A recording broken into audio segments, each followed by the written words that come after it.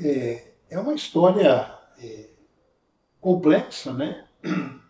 Mas que começa com a saída do Comitê Central do Brasil no período da ditadura, que teve um momento onde o partido foi vítima de uma grande repressão. Tivemos, assim, para vocês terem uma ideia, eu não vou lembrar direito a data, mas inícios da década de 70, nós tivemos quedas em 71, quedas em 73 e 75. Se eu não estiver enganado. Se eu estiver enganado, depois a gente corrige. Numa dessas quedas, para você ter uma ideia, caíram um monte de militantes médios e foram presos mais de 2.500 pessoas que giravam em torno do partido, não necessariamente militantes. Nesse período, 72, mataram nossos membros do nosso Comitê Central, né? A gente conhece essa história. Mataram militantes intermediários, engraçado, o responsável pela gráfica, a gráfica do partido era clandestina, tinha um esquema incrível, era uma obra subterrânea, numa casa, tinha uma família que morava na casa, e foi delatado, né? Foi delatado se imagina, pelo Teodoro Mello, que era um cara do Comitê Central, um cara que estava em 35, estava com pressas o tempo todo, mas foi cooptado. Quando ele foi preso, que foi torturado uns 15 dias, e depois, para não morrer, ele aceitou virar agente, né? A gente chama cachorro, a gente chamava na linguagem do partido, mas é um infiltrado, um cara que foi para Moscou, foi para o Comitê Central, cuidava da correspondência de preces. Então você imagina o estrago que esse cara andou fazendo no partido. Por que eu estou dizendo isso? Porque quando o partido vai para o Comitê Central, uma parte dele vai para Moscou, e é justo que tinha que ir, tirar o Prestes, que era o secretário-geral, e não só isso, né? Que tinha todo um significado político-ideológico, Prestes, simbológico. Quando se retira o Prestes e uma parte do Comitê Central, já se começa a travar uma luta política dentro do Comitê Central em Moscou. Por quê? Porque o próprio movimento comunista estava fragmentado, né? Então você tinha lá partidos comunistas que tinham uma baita de uma história de luta, de resistência ao nazismo, né, de combate, de organização dos trabalhadores, como, por exemplo, o Partido Comunista Italiano, o Partido do Gramsci, o Partido do Togliatti, né, o Partido do Edilon, que eu estou falando são os secretários gerais, né, ou o Partido Francês, né, enfim, esses partidos, o Partido Espanhol, o Santiago Carrillo, né, você começa a ter nesses partidos um núcleo, começa a emergir um núcleo social-democrata que vai se chamar eurocomunista. E, na verdade, o eurocomunismo nada mais é do que a adesão à social-democracia. É muito complexa essa discussão, não dá para fazer aqui, né?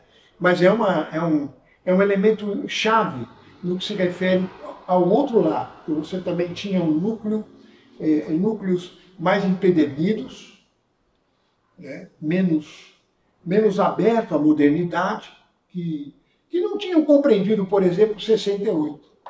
Grupos comunistas que não entenderam 68. Não entenderam o significado das manifestações estudantis, que acabaram, inclusive, se confrontando com o PC na França, por exemplo. Né? Chegou um momento que o movimento estudantil apedreja operários da CGT francesa. Né? É complicado. E o partido não entende o que estava acontecendo no mundo. O que acontecia no mundo? Eu acho que é importante dar esse contexto. De 67 para frente, de 66, você tinha um baita movimento de luta pelos direitos dos negros nos Estados Unidos, que vai gerar setores de esquerda, vai gerar o Pantera Negra, vai colocar o PC dos Estados Unidos, usa, né? Nessa luta, mas vai criar os Black Panthers, vai gerar lideranças como Angela Davis, por exemplo, né?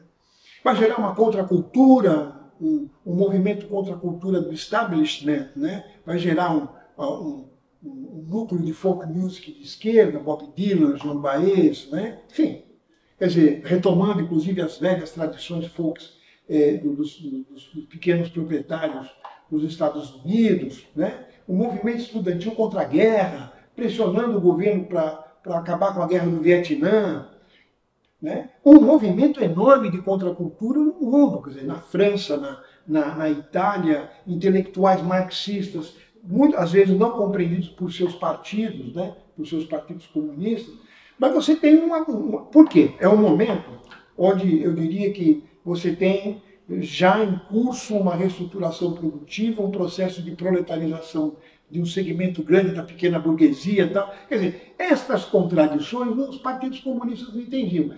Alguns entendiam. Eu acho que o Partido Comunista Italiano começa a pensar muito sobre isso. Mas a solução política é ruim. A solução política é a conciliação de classe e uma visão social-democrata. Vocês podem me dizer, mas pô, lá não tinha um estado de welfare state, de bem-estar social avançado? Tinha. Não era dádiva, era a conquista da luta dos trabalhadores. Mas, exatamente, em vez de avançar, eles vão para a social-democracia para continuar mantendo e para de falar em socialismo. Ora, isso atinge o partido lá.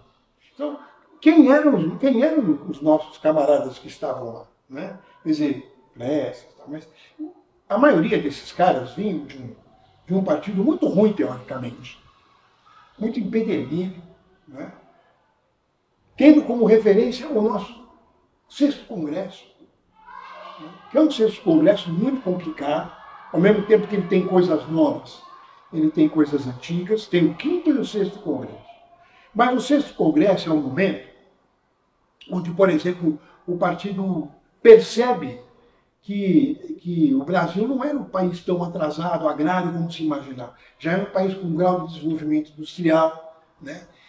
De certa maneira, o 6º Congresso se aproxima de algumas formulações da teoria da dependência, teoria marxista da dependência, mas, ao mesmo tempo, não rompe com o nacional-libertadorismo e não rompe com a conciliação de classe. A tal da aliança com a burguesia nacional, não consegue fazer a crítica do feudalismo, tal, ainda que isso já esteja em discussão dentro do partido. Mas, por exemplo, o 6º Congresso faz com que se possibilite ler no Brasil autores, como chama? Não eram proibidos, eram heréticos, né? Como Gramsci, como Lukács. Né? Então, já tem um avanço, tem uma discussão, mas você tem um comitê central muito empedernido, muito impregnado por um marxismo vulgar, né? E por uma concepção de conciliação de classe. Isso reflete nesse comitê central no exílio em Moscou. E o pior, o núcleo da agitação e propaganda que passava pelo jornal, Voz Operária, estava na mão de 2 eurocomunistas. Azoulay Calambert e um outro cara que não me veio o nome. Eu queria saber, mas não me veio o nome. Mas daqui a pouco, se eu lembrar, eu coloco aqui. Eram 2 importantes dirigentes do partido, muito ligados ao eurocomunismo. O eurocomunismo não era hegemônico, mas quem comandava a publicação do partido, o jornal, o Armênio Guedes e Azoulay Calambert. Né? Então, eram os 2 que davam uma linha, eles estavam muito ligados ao Partido Comunista Italiano. Então você tem uma luta interna. E lá, você acaba tendo um núcleo pragmático, muito ligado ao nacional-libertadorismo, com uma linha política oportunista e uma linha política de conciliação de classe, e o núcleo do Prestes muito pequeno. Prestes, Anitta, Marli Viana, e outros camaradas, Zé Salles, o Gregório Bezerra, né, que era um grupo pequeno e a maioria do Comitê Central, isolando o Prestes, dando apoio ao Prestes, e principalmente a leitura do Brasil. Né? Qual é a leitura do Brasil nesse momento? O que está acontecendo para poder ficar mais claro? Ora, começa a ter o movimento operário no Brasil, no ABC, começa a ter um confronto com a ditadura e o partido, naquele momento, está numa frente ampla, não estava errado, está na frente ampla, porque, obviamente, o golpe militar e o AI-5, depois de 68, ele desmontou as esquerdas, obrigou alguns segmentos mais afoitos aí para a luta armada, ele esmagou a luta armada, que eu diria que foi uma tragédia, porque nós perdemos camaradas preciosos e que devem ser respeitados, apesar do seu equívoco, porque deram a vida pela Revolução. Mas era um ato equivocado. E o PCB, nesse sentido, estava correto. Vamos apoiar a Frente Ampla. Só que o Prestes fala, tudo bem, a gente tinha mesmo que apoiar a Frente Ampla. Mas olha o que está acontecendo no ABC. Os operários encurralaram o modelo econômico da ditadura, o arrojo salarial, né? E estão construindo uma democracia de base, né? Tanto nos núcleos, estão renovando o movimento sindical, eles puxam todas as categorias assalariadas para uma luta política, político-sindical, tá bom, economicista, mas político-sindical, né? Com uma liderança que tinha pouca relação com os históricos dirigentes sindicais, comunistas e socialistas mais revolucionários, porque a maioria estava presa ou exilada ou morta dessa liderança. E os que ficaram exilados voltaram muito defraudados. Nós tínhamos, por exemplo, um cara do Comitê Central, que era o Luiz Tenório de Lima, que foi depois vereador, eu fui até chefe de gabinete dele, foi vereador tal, aqui em São Paulo. Ele era um cara, uma grande liderança do setor alimentício. Quando ele chegou aqui, eles tinham uma visão de 10 anos atrás, defasada no mínimo 10 anos. Assim como outros dirigentes sindicais importantes, né? Olha, o significado disso é que você tinha um partido paralisado. Paralisado e não sabia o que fazer. E esse foi o núcleo que fratura o Comitê Central em Moscou. E quando eles voltam para cá, nos anos 80, 79, 80, começam a voltar. E voltam para cá, o partido volta fragmentado, com Prestes rompido com o Comitê Central.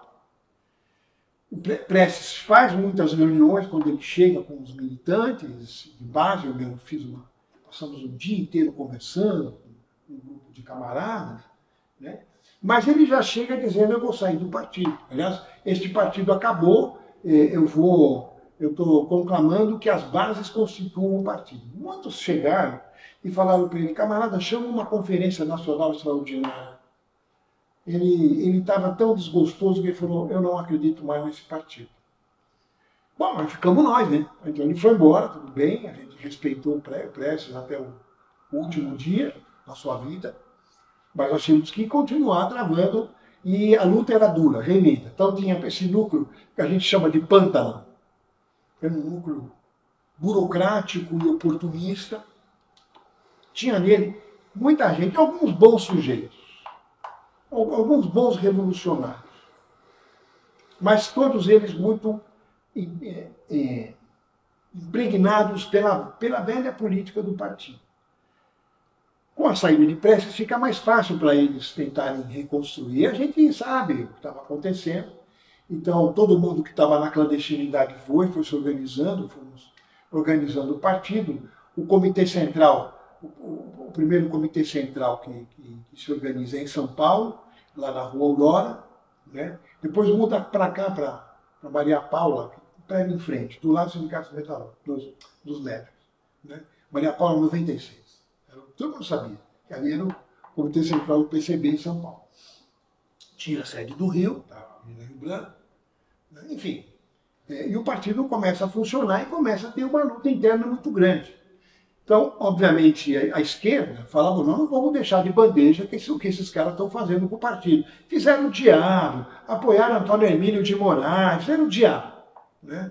Não apoiaram a formação da CUT, ainda que alguns camaradas nossos fundaram a CUT, como Ivan Pinheiro, né, por exemplo, né? Então, o quadro da disputa política era muito, muito difícil, mas a gente, por exemplo, tinha núcleos em Minas, tinha núcleos no Rio, tinha núcleos em São Paulo, tinha núcleos em Pernambuco. Pernambuco tínhamos até um vereador, né, que era de um grupo que a gente começou a dizer, mas nós não podemos ter grupo, porque o partido é contra fração.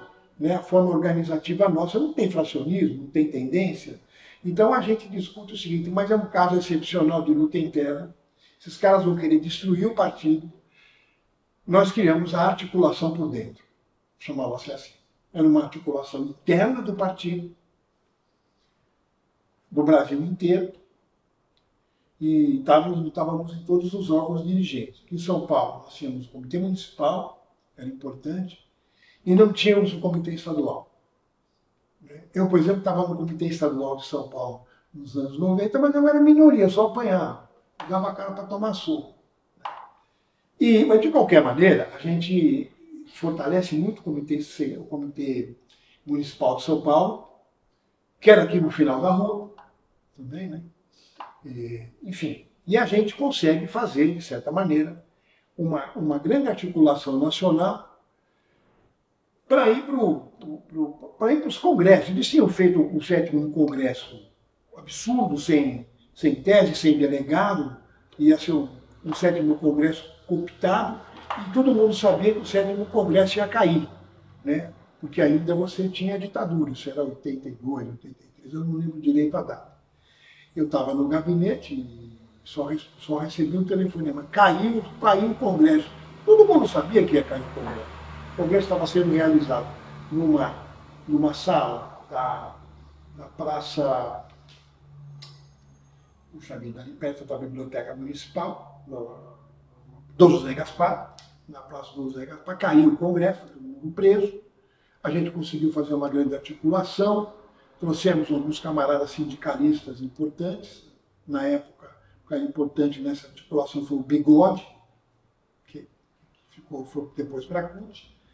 E, de qualquer maneira, a gente fez um ato no Tuca, né, na PUC, denunciando, fazendo reuniões, o partido todo se articulando, e eles foram soltos, um a um, passaram a noite, foi mais uma intimidação, e dali se preparou a luta interna. Dali para frente, e se prepara, inclusive, o 8º Congresso,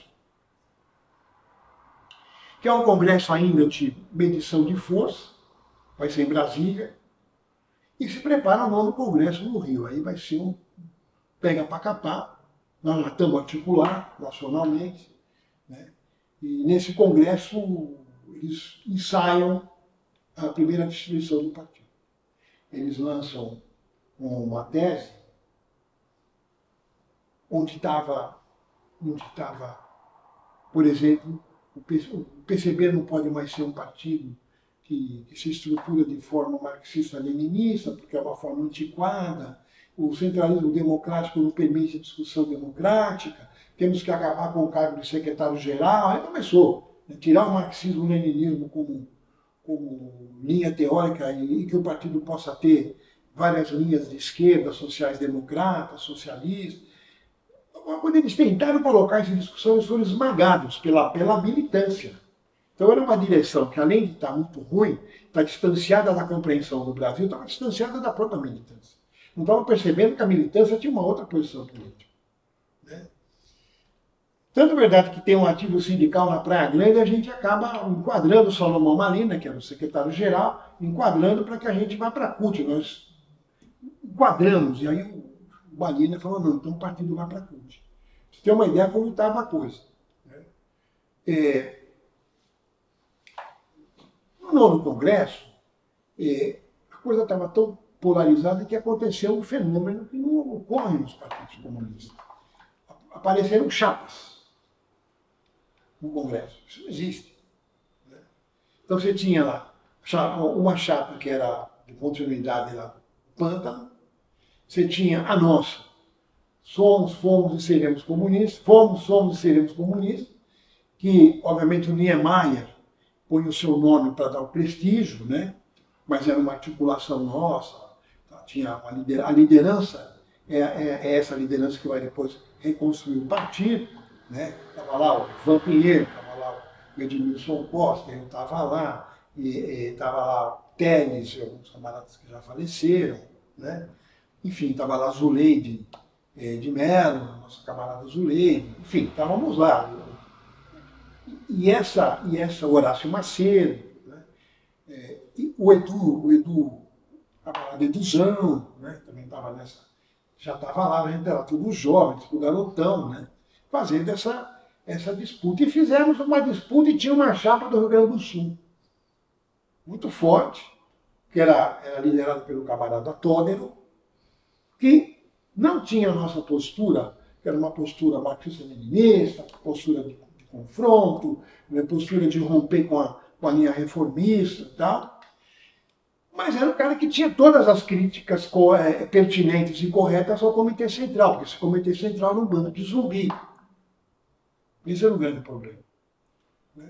Não pelos caras serem mais velhos, mas pelos caras serem obtusos no que se refere à não compreensão da realidade brasileira e não estudarem. Lá em Moscou, quem estudava era o grupo do Prestes.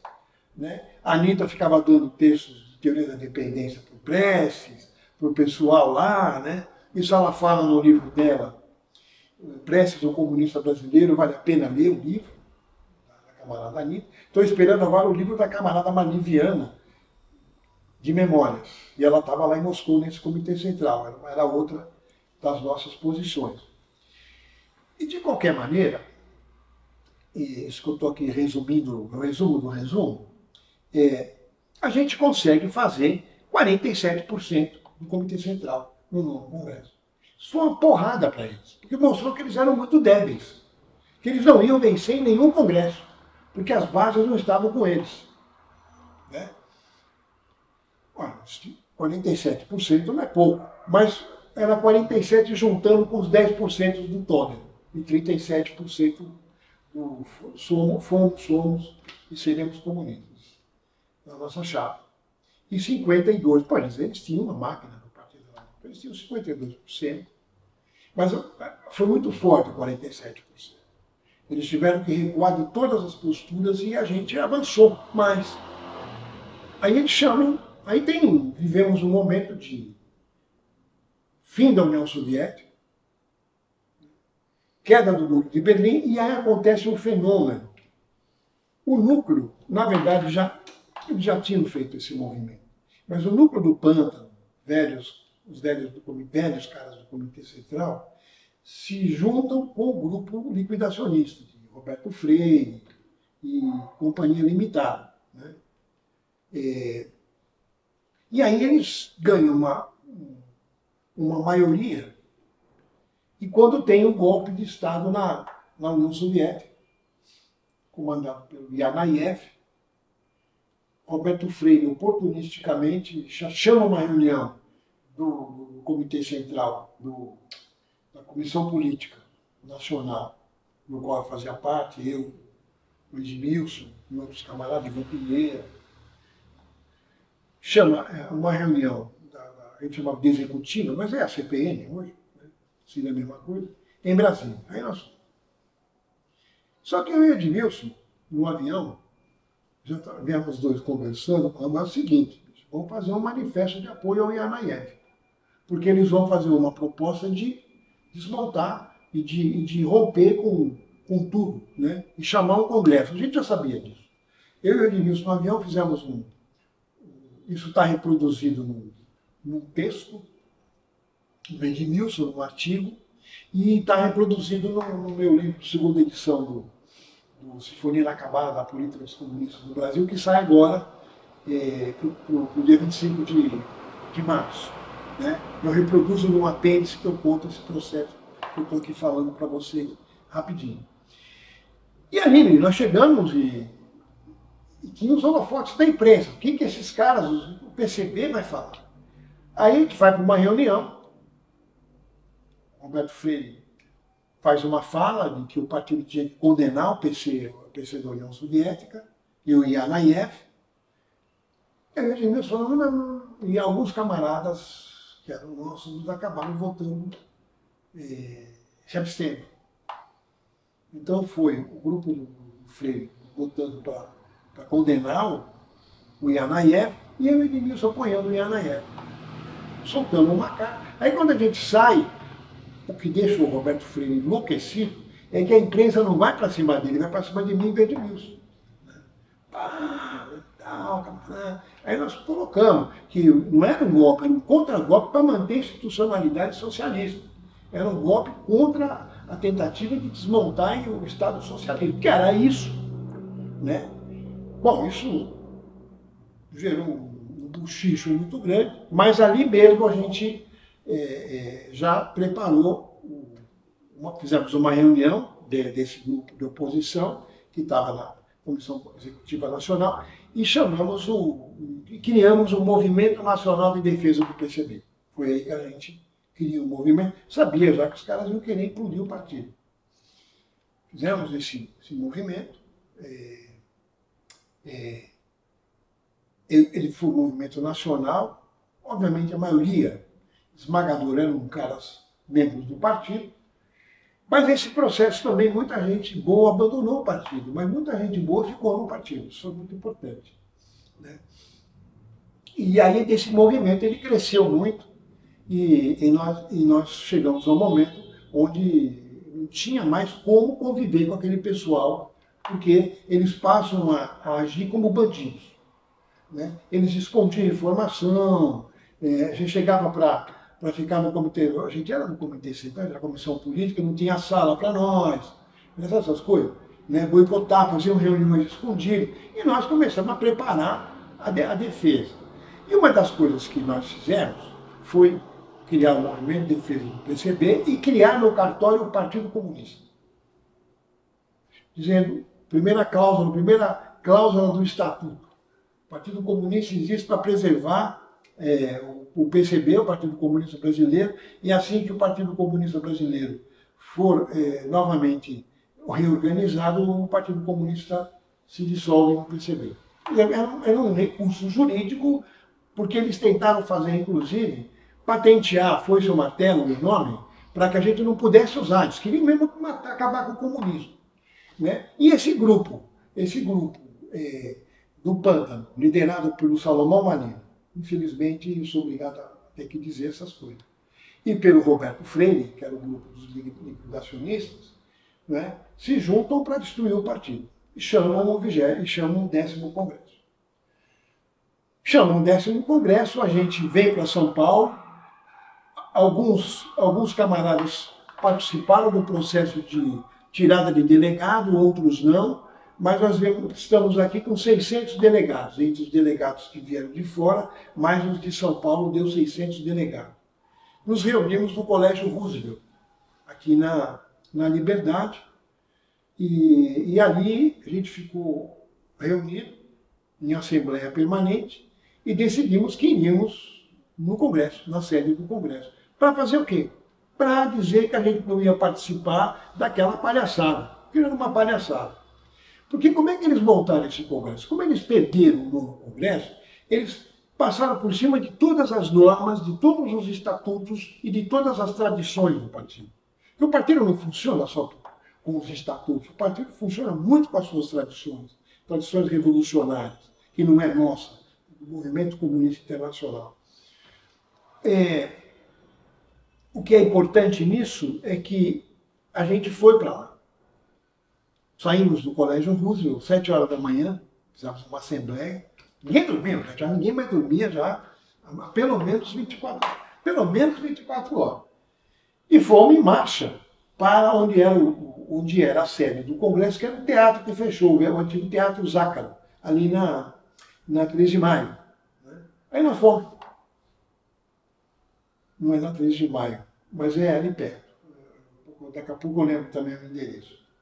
E aí nós fomos marchando, cantando Internacional, uma loucura, né? Tinha caído a União Soviética, tinha implodido o Partido Comunista Italiano, e a gente na rua, 600 malucos, com bandeira e tal, marchando pelo Bexiga, e chegamos, o Teatro Zácaro era no Bexiga. Chegamos no Bexiga. Chegamos lá, eles não queriam deixar a gente entrar. Falaram, pô, mas nós somos delegados, cara. Então o que eles fizeram para preparar esse 10º Congresso, que era uma farsa? Primeiro, eles criaram o tal de Fórum Socialista. O que quer dizer isso? Pessoas que não eram do partido, mas eram convidados, eram amigos, e poderiam, uma vez reconhecido pelos comitês regionais ou municipais, dos lugares onde eles faziam as reuniões, eles seriam incorporados no processo do Congresso. Isso é golpe. né? Começaram a filiar, não existia mais o militante. Filiar carinha, pagar churrasquinho, tal, né? Foi esse tipo de banditismo. Aí nós chegamos lá, tinham esses caras, mas tinha uma segurança privada, chamada Fonseca's Gang. Sabe o que é interessante? Todos estavam de camisa preta, mas a simbologia é o seguinte, é um núcleo de segurança, todos com uma camisa preta, e todo mundo sabe que a camisa preta é o símbolo da camisa dos fascistas. Né? É a facheta negra, lá na Itália, a facheta negra é a camisa preta. Aí a gente chegou e falou o seguinte, olha, a gente vai entrar por bem ou por mal. Vocês escolhem. Mas se a gente entrar por mal, quem vai começar a apanhar é essa segurança privada que está aí. E mais vocês, que são dirigentes caquéticos e reacionários e querem destruir o Partido Comunista. Aí fizemos um acordo em entramos. Mas entramos, vai ter 2 falas de cada lado, e depois nós vamos embora. Esse foi o acordo. Né? Mas teve essa tensão, é bom. Uma tensão é sempre bom para você tensionar a militância. Aí a gente entrou. Entrou numa farsa bufa, era uma comédia. Né? Mas foi um momento também importante. Tinha muita gente ali, porque tem que entender o seguinte, o partido na clandestinidade, ele criou militantes muito disciplinados, né? Muito aferrados à linha do partido, e a gente era mesmo, a gente era muito disciplinado, a gente fazia tudo dentro das formas organizativas. Muitos ainda tinham ilusão com a direção que foi o exílio, direção que era da direção antes da ditadura, tinha muita gente que estava, Malina, se você pegava o Malina, quem era o Malina? Malina não respeitava o comunista. Malina foi herói de guerra, foi condecorado em combate, lutou na Segunda Guerra Mundial, um judeu que foi combater nas tropas brasileiras contra o nazismo, vários comunistas judeus brasileiros, como Gorenga, por exemplo, foram combater o nazismo, né? Como judeus e comunistas. Um cara como Malina, né? A militância respeitava, eu mesmo trabalhei com ele aqui, e respeitava, só que no final a tensão era muito grande, nem se falava mais. E uma coisa que a gente nós éramos para ter 2 falas, tivemos 3. O primeiro foi o Horácio Macedo. O segundo a falar foi o Ivan, e foram 2 falas contundentes. O Ivan fez uma fala maravilhosa, eu nunca vou esquecer aquela fala. Fiz uma fala grande, então eu vou lembrar alguns momentos. Né? Estamos aqui, não vamos mais nos enganar, isso aqui é uma farsa. Estamos aqui para dizer que nós não vamos participar dessa farsa. Isso aqui é um baile de máscaras, essa é uma das frases do Ivan. Né? Bonita, muito bonita a fala do Ivan, muito emocionante. O Ivan fala muito bem, sindicalista, né? Muito experiente, um bom comunista. Então, fez uma fala linda. Agora, de improviso, Ana Montenegro pega a palavra. E aí Ana Montenegro arrasa. Vocês não têm ideia do que era aquela velhinha, era um furacão. Né? Ela arrasa, ela faz uma fala maravilhosa, uma fala de impacto, que dizia assim, sabe o fulano? Fulano olhava com os caras velhos militantes do partido. O fulano foi preso para defender a sua mãe, que estava numa passeata. Assim, demonstrando quem era aqui que esses caras estavam fazendo, meio que chamando eles à razão. Olha, o fulano de tal que está aqui, que estava conosco, né, tinha caras antigos do partido, ele foi preso porque estava defendendo a sua mãe na passeata, não sei aonde, que a mãe estava apanhando, ele foi tirar a sua mãe da polícia. É assim, ela falou do Azedo, Luiz Carlos Azedo, que foi editor da Voz da Unidade, Luiz Carlos Azedo. Mas, além do mais, né, ela pega e fala uma frase, vocês estão querendo matar o Partido Comunista, e eu vou fazer que nem o Jean Moulin.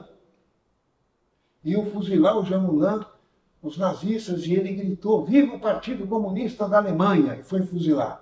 Não sei se essa história é verdadeira, provavelmente não, né? Porque o Jean Moulin, ninguém sabe como ele morreu. E o Jean Moulin nem comunista era um grande o grande herói da resistência francesa.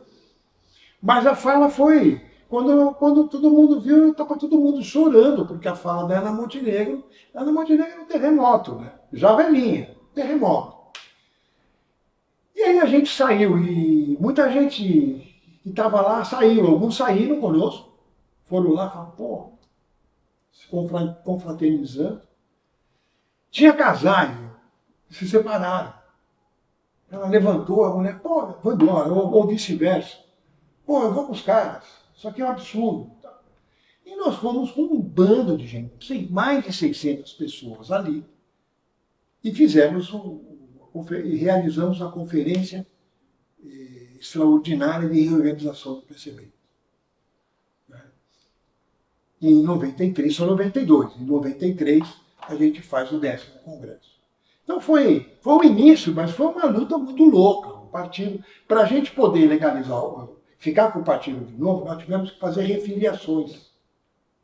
Então teve episódios enlouquecidos. O pessoal ia para Goiás, chegava em boteco de boiadeiro e era muito bem recebido, né? Tem uma história em Minas maravilhosa, o pessoal num carro de noite correndo, o carro cai no rio, vai todo mundo para o fundo do rio, os caras conseguem abrir a porta e saem nadando. Quer dizer, são episódios maravilhosos, incríveis, não é?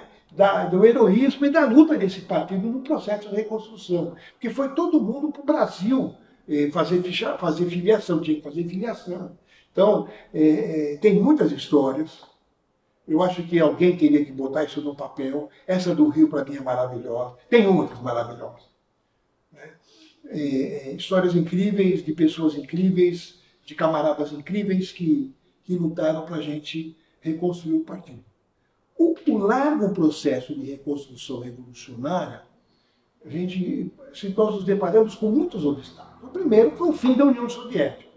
O segundo, o PT se transformando num partido social-democrata forte e batendo na gente. E nós perdemos muito militante para o PT. E o PT, E naquele momento a gente não usava PCB, porque estava numa briga jurídica, a gente usava PC. E tinha um filho da puta chamado PC Farias, que era um bandido ligado ao Collor de Mello, e a gente PC os caras, PC Farias, a gente tinha vontade de dar uma porrada nos caras. Então a gente, tudo quanto foi problema, a gente enfrentou, tudo quanto foi problema, né? E de certa maneira, a gente conseguiu, foi muito difícil, como quem disse isso foi o José Paulo Neto. Uma das nossas reuniões, ele falou, a coisa está brava, não tem mais União Soviética, não tem mais lá. Antes a gente dizia, não, mas tem lá, não tem mais lá. Não tem mais União Soviética. O Partido Comunista Italiano implodiu, e fez um congresso de implosão. Um pouco que os caras queriam fazer aqui, só que aqui tinha 47, 48% de militantes que disse, aqui não, meu violão, aqui não vai ser, e não foi. Né? Mas foi muito duro, foi muito difícil, a gente era discriminado. Por exemplo, eu era professor já da Unesp, eu era discriminado. Pô, a gente fez debate na Unesp, levamos inclusive o Azedo para falar lá, eu e o Azedo fizemos um debate. Né? Então a gente fez isso. Mas o pessoal, esses caras são antiquados, comunistas, acabou o comunismo, acabou até o Partido Comunista Italiano. Foi um negócio muito duro. E nós conseguimos, eu diria, andar, como o Zé Paulo Neto dizia, com meio cantil de água no deserto. Difícil pra caramba, foi isso que a gente fez. Pra você ter uma ideia, a primeira reunião depois do racha em São Paulo foi embaixo da árvore que tem em frente à Câmara dos Deputados, à Câmara dos Vereadores, porque não tinha sede. Quando nós fomos atrás de uma sede, arrumamos uma sede. Então não foi uma coisa fácil, foi um processo muito difícil, que exigiu muito dos camaradas e muita firmeza ideológica. Porque tinha momentos que você falava, será que a gente vai conseguir? De noite você ia dormir. E você se perguntava, eu me perguntava. Eu dizia, não, nós não vamos conseguir. Não, é um momento histórico. Porque o problema era o momento histórico que era muito difícil. A gente vai conseguir? a gente vai conseguir. Eu e o Edmilson, às vezes, vamos conversar um pouco, tomar uma cerveja. Vamos que vamos. Vamos que os dois, né? Então a gente conseguiu. Eu acho que o momento da virada foi o 13º Congresso em Minas, porque também tinha tudo. O partido ele passa a ter muito a revista, tinha grupo, e teve uma entrada do PCdoB. Teve intrismo trotskista. Nós tínhamos uma sede linda na 13 de maio, na casa que uma camarada emprestou para a gente, uma casa antiga, histórica, tombada pelo patrimônio histórico. E a gente usava aquilo como sede, era uma sede muito bonita, era uma casa, muito bonita a casa. E tinha os caras trotskistas que se filiaram no partido, inclusive que ganharam um vereador nosso, que já era um senhor meio atrapalhado e que foi ganho pelo trabalho. Enfim, a gente tinha... Né? Eu acho que no 13º Congresso, a gente já tinha se eliminado alguns caras que não estavam ajudando, mas tinham caras que ficavam aqui dentro para estourar o partido. Eu não vou nominar, eu acho que não tem necessidade de eu nominar. Caras que ficaram, mulheres também, que ficavam aqui, pô, tinha uma uma pessoa lá que ela vivia com dinamite no bolso para dinamitar o partido. Né? Fazia grandes articulações e tal. A gente consegue.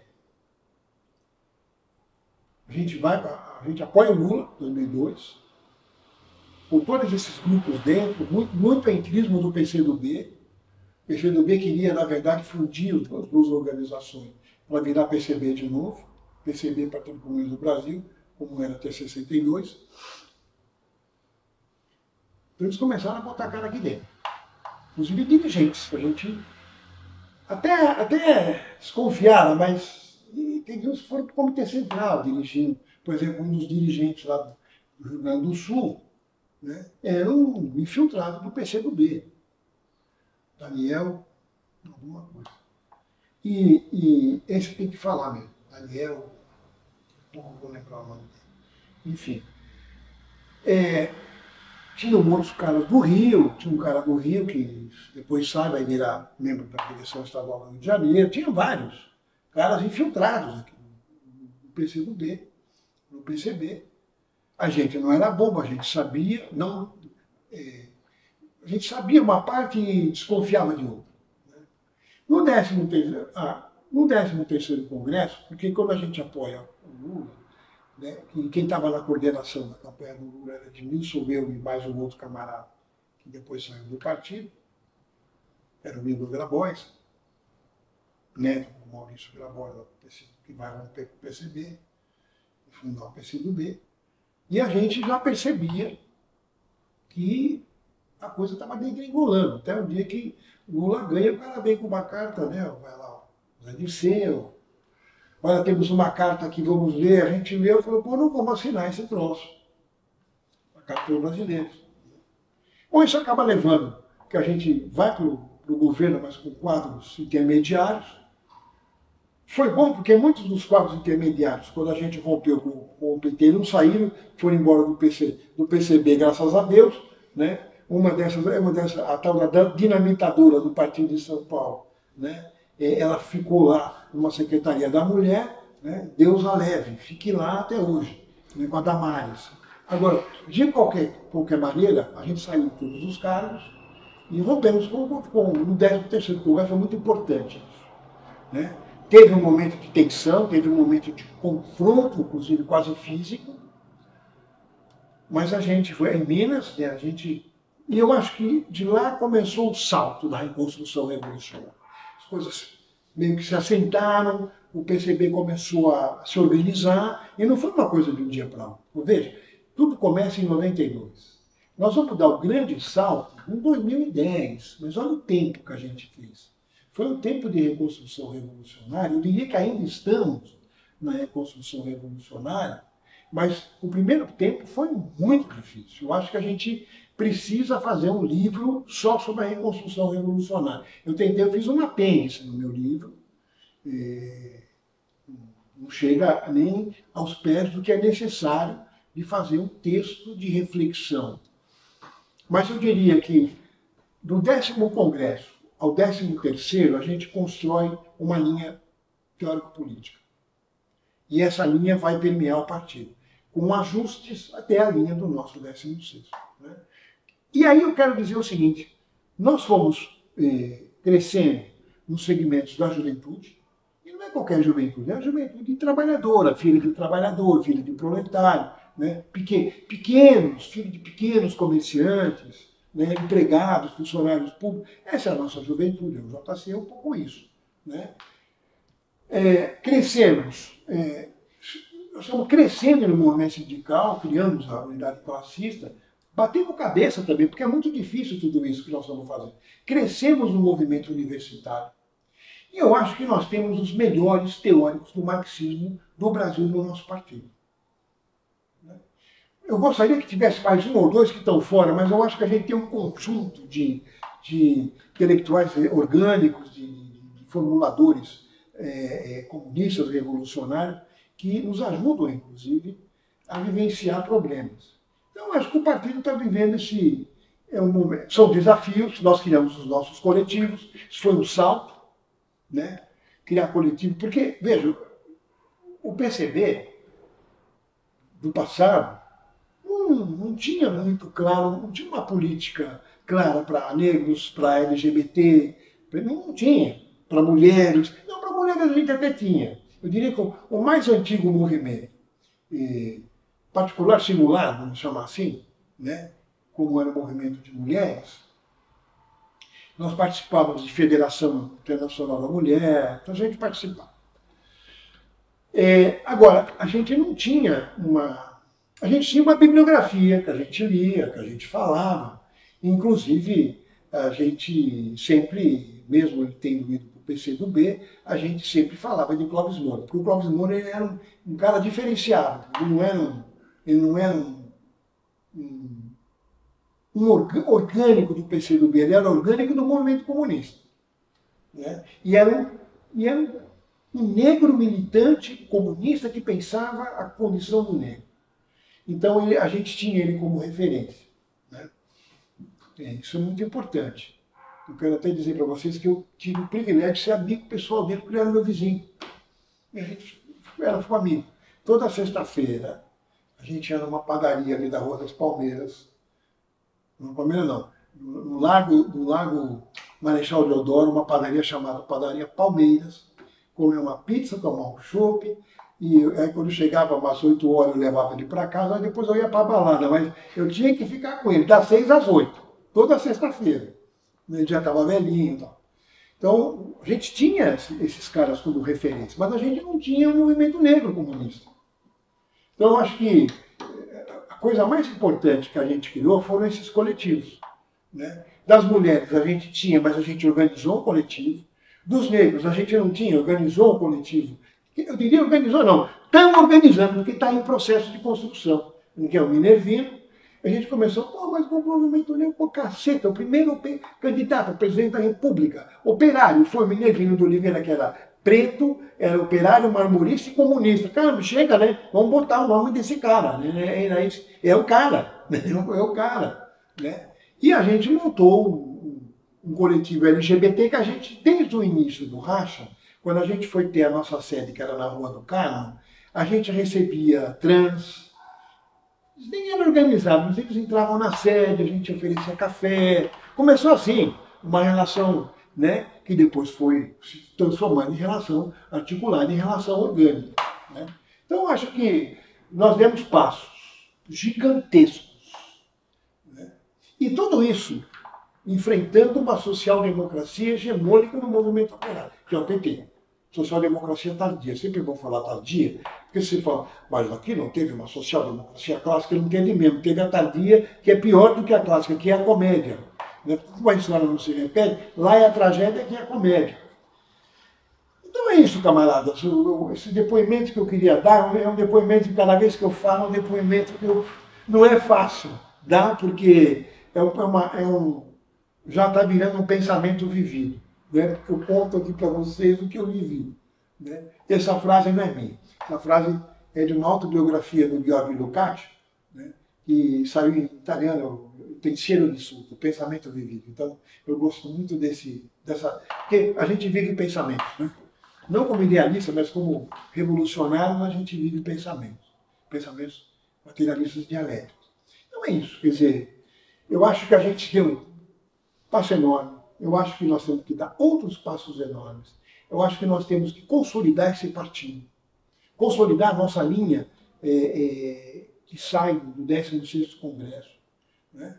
Criar um partido unido para lutar. Porque agora qual é o nosso desafio? Nós temos que ir para a classe operária, organizar a classe, fazer a disputa política.